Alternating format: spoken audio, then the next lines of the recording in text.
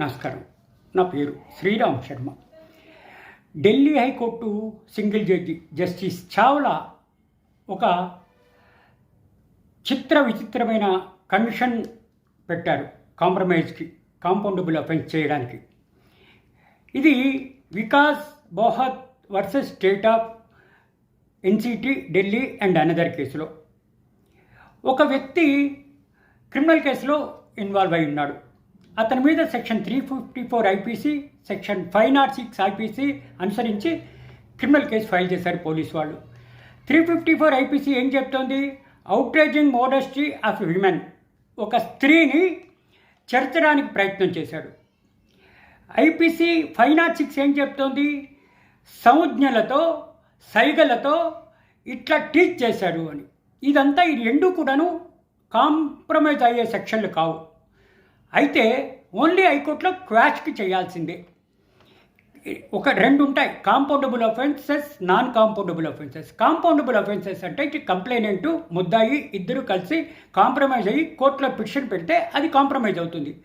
కొన్ని non compoundable కోర్టులలో compromise కావు, కేవలము హైకోర్టు ఒకటే క్వాష్ చేయగలదు. ఈ 354 ఐపీసీ క్వాష్కే వెళ్తుంది, కాంపౌండబుల్ అఫెన్స్ కాదు. అయితే సదరు జడ్జి గారు ఈ కాంప్రమైజ్ అవ్వడానికి ఒప్పుకున్నారు. ఈ కేసుల్లో ఇద్దరు ఇట్లా ముద్దాయి, ఆ అమ్మాయి కాంప్రమైజ్ అయ్యారు. ఆ అమ్మాయి కాంప్రమైజ్ అయ్యి విత్డ్రా చేయడానికి రెడీగా ఉంది. కానీ ఇది కాంపౌండబుల్ అఫెన్స్ కాదు కాబట్టి హైకోర్టులో క్వాష్కి ఫైల్ చేశారు. హైకోర్టులో క్వాష్ పిటిషన్ వేయంగానే సదరు జడ్జి గారు ఒక కండిషన్ పెట్టారు.